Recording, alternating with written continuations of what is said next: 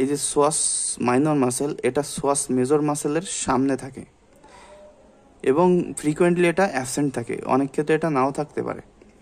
এখন আসেন, এই যে সোয়াস মাইনর মাসেলের অরিজিন হয় কোথা থেকে।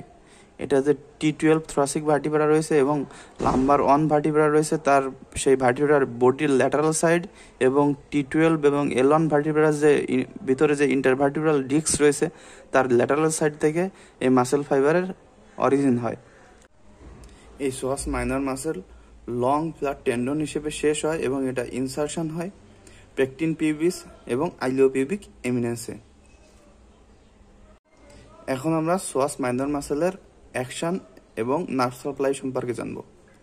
এই psoas minor muscle ট্রাঙ্কের week flexor হিসেবে কাজ করে এবং এর নার্ভ সাপ্লাই হলো যে স্পাইনাল নার্ভ L1 রয়েছে তার ব্রাঞ্চ থেকে এর নার্ভ সাপ্লাই পেয়ে থাকে।